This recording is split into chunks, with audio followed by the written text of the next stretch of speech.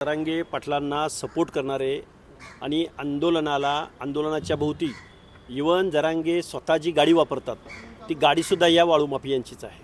माझं म्हणणं असं आहे की जरांगे पाटलांच्या आंदोलनाला या वाळू माफियांचा सपोर्ट होता. वाळू माफियांचा सपोर्ट घेणं न घेणं हे कायदा सुव्यवस्था बघून घेईल, किंवा वाळू कुणी वडावी, कायद्याचा भंग कुणी करावा, महसूल कुणी बुडवावा, आणि जे बुडवतील त्याला कायदा बघून घेईल. परंतु या आणि अशा माफियांच्या जीवावरती जर जरांगे आंदोलन उभं करून या महाराष्ट्रामधल्या ओबीसींच्या आरक्षणावरती जर हे चॅलेंज करत असतील, आरक्षणामध्ये घुसखोरी करत असतील, तर मला वाटतं हे खूप मोठं पातक या लोकांच्याकडून, या मंडळीकडून घडलेलं आहे. आणि मुख्यमंत्री महोदयांनी फक्त यांना महसुलाचाच नव्हे तर ओबीसीच्या आरक्षणाच्या विरोधामध्ये जे काही षडयंत्र या महाराष्ट्रामध्ये रचलं गेलं, दोन समाजामध्ये तेढ निर्माण करण्याचं कार्य या लोकांकडून झालं. या लोकांना कठोरातली कठोर शिक्षा झाली पाहिजे. आणि याच्या पाठीमागं हे षडयंत्र रचणारा, आता जे धसांच्या भाषेमध्ये बोलायचं म्हणलं तर यांचा आका कोण होता, त्या आकाचा पहिल्यांदा शोध झाला पाहिजे. आणि आका हा शब्द आता परत मला वाटतं या महाराष्ट्रामधला बिनीचा शब्द आहे, तर या आकाचा शोध घेतला गेला पाहिजे. तर तुम्ही त्यांच्यावरती षडयंत्र असल्याचा आरोप करताय, मात्र त्यांचं असं म्हणणं आहे की हे सगळं देवेंद्र फडणवीसांचं षडयंत्र आहे आणि त्यांना रोखण्यासाठी हे सगळं सुरू आहे असं त्यांचं म्हणणं आहे. जी कारवाई झाली ती योग्य वाटते का तुम्हाला? हे सगळं हे बघा, वाळू ओढणाऱ्यांना, महसूल बुडवणाऱ्यांना, गोदावरी नदीची चाळण करणाऱ्या लोकांना, टिप्पर किंवा महसूल बुडवणाऱ्या लोकांना, यांना काही देवेंद्र फडणवीसांनी आमंत्रण दिलं होतं का तुम्ही अशी वाळू ओढा म्हणून? त्यामुळे मला असं म्हणायचं आहे की या माफियांना शिक्षा झाली पाहिजे. आणि जरांगे पाटलांच्या पाठीमागं जर असे माफिया गुंड, आणि फक्त वाळू ओढण्यापुरतं मर्यादित नाही आहे, बीड शहर जाळलं जात होतं त्यावेळी त्या बीड शहरामध्ये आंतरवली सराटीमध्ये गोळीबार करणारी माणसं, दंगल घडवणारी माणसं, ही माणसं कोण आहेत? यांना मोकापेक्षाही मोठा गुन्हा यांच्यावरती दाखल होऊ शकतो. मोका निश्चित मकोका हा कायदा या सगळ्या मंडळींना संघटित आहे. त्यामुळं फक्त तडीपारीची कारवाई करून चालणार नाही, तर यांच्यावरती मोकापेक्षाही कडक कारवाई करायला पाहिजे असं माझं मत आहे. माझं तोंड बंद करायला फडणवीसांनी ही खेळ केली असं म्हणतात. वाळू ओढायला फडणवीसांनी थोडं सांगितलं होतं त्यांना, किंवा बीडमध्ये गोळीबार करायला, लोकप्रतिनिधींची घरं जाळायला थोडं सांगितलं होतं. आंतरवली सराटी किंवा 2-3 जिल्ह्यामध्ये सामाजिक तेढ निर्माण करायला थोडंच फडणवीसांनी सांगितलं होतं. त्यामुळे मला असं वाटतं की या सर्व लोकांना शिक्षा झाली पाहिजे. दुर्दैव या गोष्टीचं आहे की वाळू कुणी ओढावी, कायद्याचा भंग कुणी करावा, तो त्यांचा प्रश्न आहे. पण ओबीसीचं आरक्षण, ओबीसीच्या आरक्षणाच्या विरोधामध्ये 10% SC-BCचं जे काय आरक्षण दिलं गेलं आहे त्याला ओबीसीने कधी कुठं विरोध केला आहे? ओबीसीचं एवढंच म्हणणं होतं की ओबीसी अंतर्गत तुम्ही घुसखोरी करू नका, आणि जर तुम्ही घुसखोरी केली तर ओबीसीचं आरक्षण संपेल, ही न्याय मागणी होती. तरीसुद्धा ज्या नेत्यांनी, ज्या कार्यकर्त्यांनी ओबीसीची बाजू लावून धरण्याचा प्रयत्न केला, मांडण्याचा प्रयत्न केला, उपोषण करण्याचा प्रयत्न केला, त्या लोकांवरती याच लोकांनी 4 ते 5 वेळा फिजिकली अटॅक केलेले आहेत. आणि ज्या लोकांना तडीपारीची कारवाई झाली, यामधल्याच लोकांनी माझ्यावरती पुण्यामध्ये येऊन हल्ला केलेला आहे. त्यामुळे त्यांना फक्त वाळू ओढण्याच्या संदर्भात किंवा तडीपारी नव्हे तर मकोकापेक्षाही कठोर कारवाई या मंडळीवर होऊ शकते. त्यांच्यावर हल्ला करणारे वाळू माफिया हो, त्याच परिसरामधली लोकं होती. गेवराई तालुक्यातलीच मुलं इथं आलेली होती.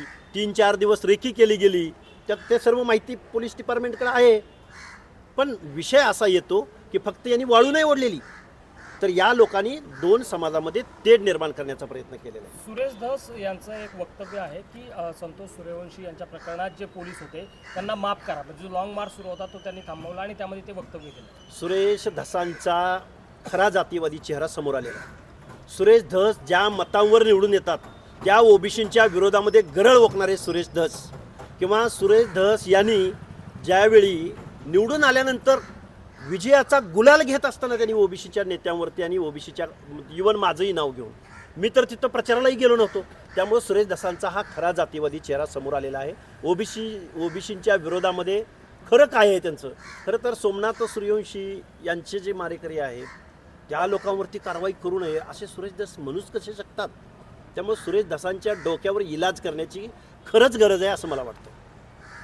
दुसरीकडे पंकजा मुंडेंचं वक्तव्य आहे, गोपीनाथ मुंडे यांच्यावर प्रेम करणारे जर सगळे नेते जमले किंवा कार्यकर्ते जमले तर एक स्वतंत्र पक्ष स्थापन होतो. हे बघा, पंकजाताई एका पक्षाच्या वरिष्ठ नेत्या आहेत. त्यांनी काय करावं किंवा करू नये यापेक्षा आज रोजी एका ओबीसीच्या संघटनाची, लढाऊ संघटनेची या महाराष्ट्रामध्ये गरज आहे. आज रोजी महाराष्ट्रामध्ये ओबीसीची विचारधारा मांडणारा एक पक्ष निर्माण होणं ही अत्यंत काळाची गरज आहे. नाहीतर सुरेश धससारखा माणूस ओबीसींचीच मतं घेतो आणि विजयी सभेमधून सांगतो की अरे हाके मला धनगरांनी एवढी मतं दिलेत, त्याच धनगरांची बिंदू निमावली, त्याच धनगरांच्या शिक्षकांसंदर्भात 8-10 दिवसामध्ये महिन्याभराच्या कालावधीमध्ये गरळ वकतो. अशा लोकांना आम्हाला निश्चित धडा शिकवता येईल. ओबीसीचं संघटन या महाराष्ट्रात असणं आवश्यक आहे आणि त्याच्याही पलीकडे जाऊन या महाराष्ट्रामध्ये एक ओबीसीचा पक्ष असणं आवश्यक आहे की जेणेकरून जे लोक ओबीसींच्या मतावर निवडून येतात आणि निवडणूक जिंकल्यानंतर लगेच या महाराष्ट्रामध्ये ओबीसीवरती ओबीसीच्या बाजूनं बोलायला तयार नसतात, या लोकांना धडा शिकवण्याची गरज आहे. आणि याच्याही पलीकडे जाऊन या महाराष्ट्रामध्ये कारखानदारांचं राजकारण आहे. या महाराष्ट्रामध्ये सर्वसामान्य माणसांची राजनीती, धोरण ठरवणारे पक्ष, धोरण ठरवणारं नीती या महाराष्ट्रामध्ये ओबीसीचा पक्ष निर्माण झाल्याशिवाय येणार नाही. अभिनेते राहुल सोलापूरकर पुन्हा एकदा चर्चेत आले. आधी छत्रपती शिवाजी महाराजांबद्दल वादग्रस्त विधान आणि त्यानंतर आता पुन्हा डॉक्टर बाबासाहेब आंबेडकरांबद्दलचं विधान. हे बघा, राहुल सोलापूरकरांनी अशी वक्तव्य टाळावी.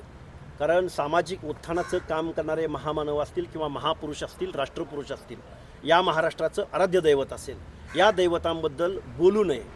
कारण तेवढं कर्तृत्व किंवा त्यांच्यावर बोलण्याची आपली लायकी आहे का? लायकी नसेल तर सामान्य माणसाप्रमाणे राहावं. एवढ्या महामानवावरती टीका करून राहुल सोलापूरकरांनी जी अभिनय क्षेत्रामध्ये जी काही एक पत मिळवलेली होती ती पत पाण्यात मिसळलेली आहे. त्यामुळं राहुल सोलापूरकरांच्या डोक्यावर खरोखरच छत्रपती शिवरायांबद्दल असं वक्तव्य करणाऱ्या राहुल सोलापूरकरांना शॉक ट्रीटमेंट देण्याची आवश्यकता आहे किंवा बेड्याच्या इस्पितळात दाखल करण्याची आवश्यकता आहे. मनोज जरांगे यांनी ज्या नोटवर उपोषण सोडलं होतं त्याचाच पुढची री ओढत ते पुन्हा एकदा उपोषणाला बसण्याचा त्यांनी इशारा दिलेला आहे. जरांगे पाटलांनी आठवड्यातले 2 दिवस उपोषण करावं आणि महाराष्ट्रातल्या सर्व प्रश्नावरती त्यांनी बोलावं की जेणेकरून त्या प्रश्नांकडं लक्ष वेधलं जाईल. जरांगे पाटला उठसूट उपोषण, अरे चाललंय काय? मग प्रत्येक वारी 15 दिवसाला एक वारी येते किंवा मग आठवड्याला एक रविवार येतो. जरूर उपोषण करावं, ते त्यांच्या तब्येतीला मानवणारं आहे आणि त्यांच्या तब्येतीला ते शोभणारं आहे. मला वाटतंय परिस्थितीचं गांभीर्य जरांगेंनी घालवू नये.